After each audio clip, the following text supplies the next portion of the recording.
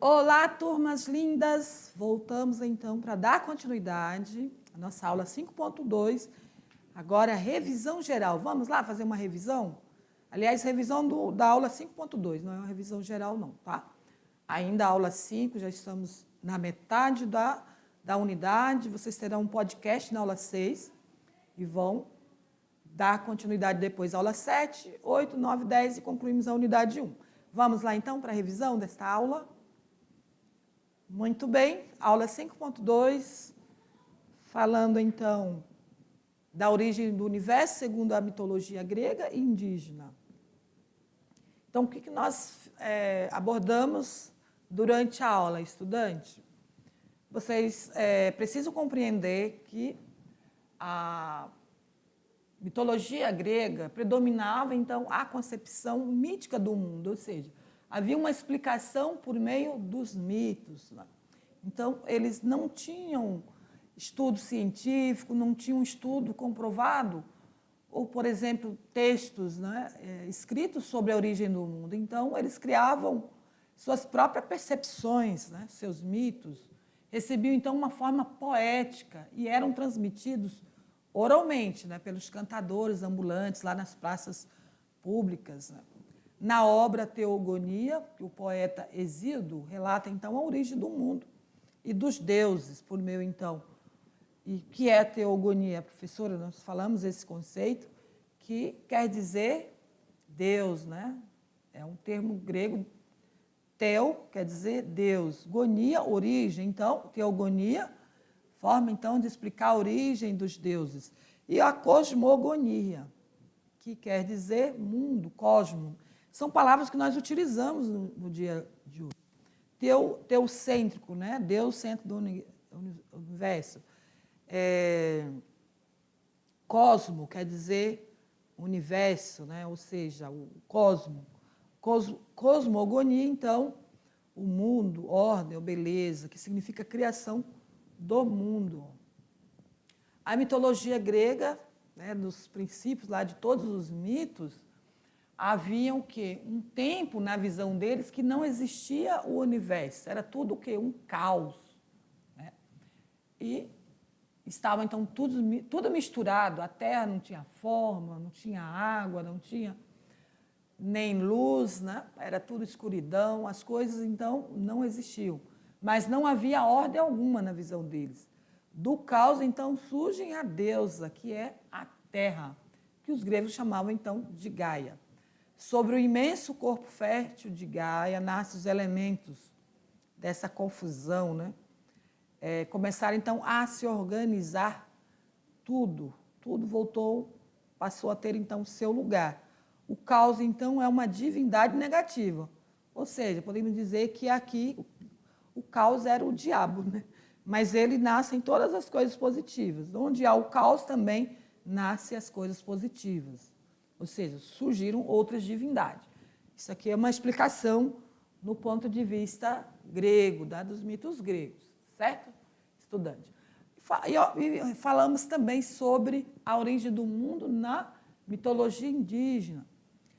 Para os indígenas, havia, entre as diversas aldeias, havia mitos, né?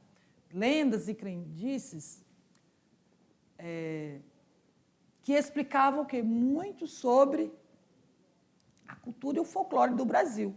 Esses mitos, né, nessas diversas etnias, explicam sobre também a cultura e o folclore brasileiro. Esses mitos, eles permeiam até hoje. Né? O povo, então, tupi-guarani, acreditava em um Deus supremo, que é o Deus Tupã. Os indígenas acreditavam que a voz desse supremo podia ser ouvida durante a tempestade, que são os trovões. Eles acreditavam, então, que Tupã era o Deus da criação, Deus da luz, e sua morada seria o sol. Essa é a mitologia indígena sobre a criação do universo e os deuses, né? A criação dos deuses. Eles acreditavam também no deus Sol, Guaraci, e a deusa Lua, Jaci. O deus Sol seria o criador de todos os seres vivos. e Jaci seria a rainha da noite e dos homens. Segundo essa lenda indígena, ela teria sido esposa de Tupã. Então, o Sol e a Lua, Deus Sol, Deus e a deusa Tupã. E a deusa da Lua, a rainha da Lua, seria a esposa de Tupã. A maioria, então, dessas crenças eram baseadas na observação da natureza e do céu. Então, eles observavam a chuva, viam os trovões. A gente tinha a ideia, né, que os trovões era a lanterna de Deus, era Deus clareando. Né? E o sol, né, que o sol é um Deus por ser muito, né, fogo, a gente observar lá aquela bola de fogo acesa, né? Muitas vezes muitos povos dão essa indicação que é Deus, né? Que é o Deus Sol. Os indígenas também tinham astronomia, eles definiam também tempo da colheita, duração das marés, porque eles observavam, né? Então, por meio da visão, era possível entender ou dar uma explicação pelos fenômenos da natureza. E para ele, o tempo da chuva, também eles definiam, sabiam o tempo da chuva, e através da observação do céu criavam histórias, mitos e lendas que até hoje nós conhecemos. Né? Está aí sendo repassada de geração a geração, por meio da oralidade. Muito bem, então vamos para a atividade de sala, vamos fazer as correções das atividades.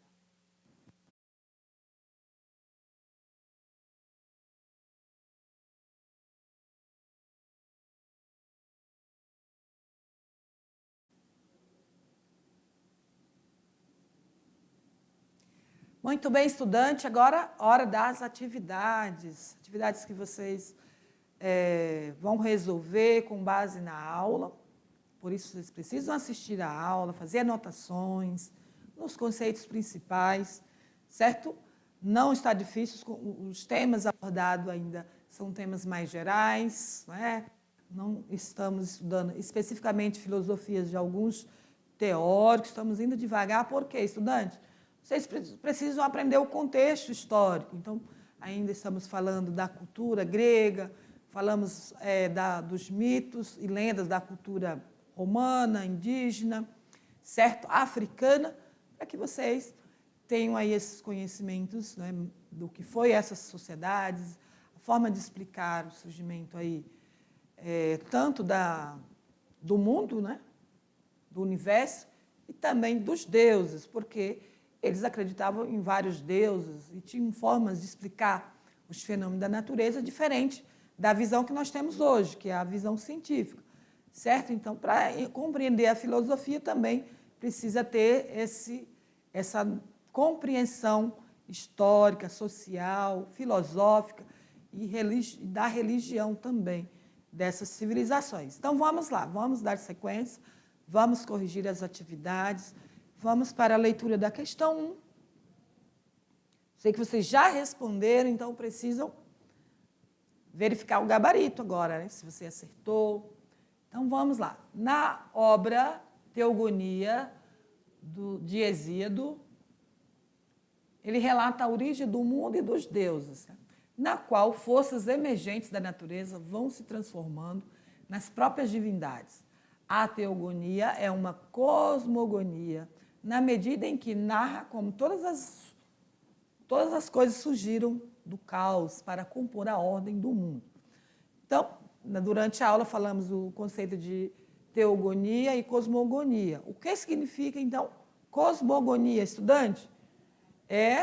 São a forma que esse poeta utilizava para explicar a criação do mundo. Letra C, está correta.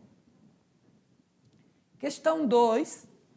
De acordo com a mitologia grega, no princípio de todos os mitos, houve um tempo em que nada existia,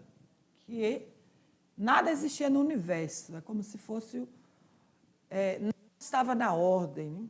Tudo estava uma total desordem. Logo, se nada havia no universo, o que então existia? Vocês vão responder facilmente que é o caos. Lembra que eles falavam o tempo todo nos mitos que o universo era um caos, tudo estava fora da ordem, não havia forma, não havia organização, luz, água, né, nem mar. Então, o fato de não existir nada, para eles era como se fosse o caos. Nós sabemos que na religião cristã tem uma explicação também, estudante, que a terra era vazia e sem forma. Não havia luz, não havia dia, não havia... Era tudo misturado, tudo, não, só sem... Não havia separação da água e da terra, do dia e da noite. Então, na explicação cristã, Deus veio por meio da palavra, então organizou o universo, né? Organizou, separou a água da terra, o dia da noite, certo? E aí vocês observando aqui esses mitos, também era a forma que eles tinham para explicar a existência do universo. Muito bem, seguindo aqui, questão 3. Falando ainda, né, desse texto grego, Hesíodo produziu uma obra que tendia a abandonar a poesia impessoal e coletiva das epopeias para tratar da sua própria experiência. Apesar de expressarem novas características, as obras de Hesíodo ainda mantiveram a crença nos mitos. Em Teogonia, Hesíodo relata a origem do mundo e dos deuses, em que as forças emergentes da natureza vão se transformando nas próprias divindades. Por isso, a teogonia é também uma cosmogonia, na medida em que narra como todas as coisas surgiram do caos para compor a ordem do cosmos. Esse texto aqui de Maria Lúcia de Arruda Aranha. Então, um texto que traz aí os conceitos dos textos do poeta Hesíodo, que eram poetas que narravam textos poéticos, cantados nas praças, e por meio desses textos poéticos, dessas epopeias, buscava, então, por meio da teogonia ou cosmogonia, explicar a existência do universo. Teogonia, então, é uma palavra de origem grega e, ao ser traduzida para a nossa língua, ela significa teo, lembra? Teo, Deus. Né? Teocentro, né? Deus centro do universo, teocentrismo. Então, gonia, origem. Então, teogonia quer estar relacionada, então, o nascimento dos deuses ou origem dos deuses. Muito bem. Então, letra E, essa questão número 3. Questão 4. Caipora é uma entidade mitológica, né? Um mito folclórico brasileiro, lembra? Esse termo vem da palavra capora, que quer dizer habitantes do mato. Então, a lenda caipora pertence a qual mitologia? Eu já até dei a resposta, já falei, né? Antecipei ali.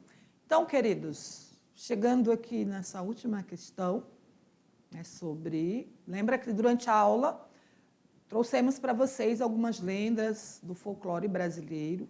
São lendas criadas por povos indígenas, povos amazônicos, aqui ribeirinhos, povos lá do Nordeste, do sertão do Nordeste. Então, cada região também tem sua história, suas lendas, né? Ou seja, utiliza um mito para explicar ali algum fenômeno da natureza, ou também normas ou ética, né, social. Então, é importante que vocês tenham essa compreensão de que as lendas são histórias criadas que têm fundo de verdade ou não, certo? A maioria que nós conhecemos, essas histórias são histórias que estão relacionadas aí a experiências sociais da comunidade em tempos mais distantes que ainda permanecem, contada de geração em geração. Porém, não tem fundos, tem comprovação, não tem como comprovar se é verdade. Tem pessoas que dizem, né, relatam que eu vi o caipora, eu vi a Iara, que é uma sereia, eu vi a Iara, mas não tem uma fotografia, não tem lá duas pessoas que viram ao mesmo tempo, sempre é uma, né? Nunca tem várias pessoas que viram ao mesmo tempo. E outras lendas lá da cobra grande, que não sei o quê, o boto que se transforma num homem bonito, ninguém tem a foto desse boto se transformando em homem. Enfim, só para eu entender, não estou aqui menosprezando as lendas, não, certo, estudante? Para que vocês compreendam que as lendas são histórias criadas num certo período de uma necessidade que a comunidade teve para explicar algumas situações ali vivenciadas por eles, certo? Então, vamos para a resposta aqui dessa pergunta. Vamos lá.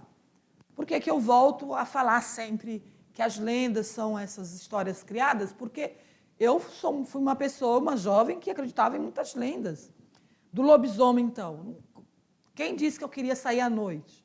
Tinha medo do lobisomem, que é uma lenda, né? Principalmente no Nordeste. Minha mãe contava essas lendas lá, das experiências dela no Nordeste. Eu acreditava que existia e ficava procurando, né? Ou pessoas que tinham cabelo na orelha, que ela dizia assim, olha, quando vê um homem com cabelo na orelha, é porque ele se transforma em lobisomem. E eu acreditava, né? Por isso, até engasguei aqui. Estou explicando para vocês ter esse entendimento. Então, a lenda caipora pertence a qual mitologia? Da mitologia tupi-guarani, ou seja, folclore brasileiro. Certo? Então, finalizando, porque eu já estou engasgando bastante nessa aula. Nós temos aqui um material complementar, estudante, para vocês estudarem aí, ampliar aí seus conhecimentos. É uma matéria sobre mitologia indígena, denominada Quais são os principais deuses da mitologia indígena brasileira? Então, é uma revista eletrônica, super interessante. Esse texto irá complementar aquilo que foi tratado. Então, os nossos estudantes indígenas, nossos estudantes do campo aqui, também do Baixo Madeira, vão ter aí a oportunidade de conhecer um pouco mais sobre a mitologia indígena, né, dos deuses indígenas. Então, esse material para vocês pesquisarem. Então, concluímos a nossa aula, fica aqui esse material complementar, essa indicação para vocês pesquisarem e conhecer mais, tá? E aguardo vocês nas próximas aulas. Até lá. Tchau, tchau.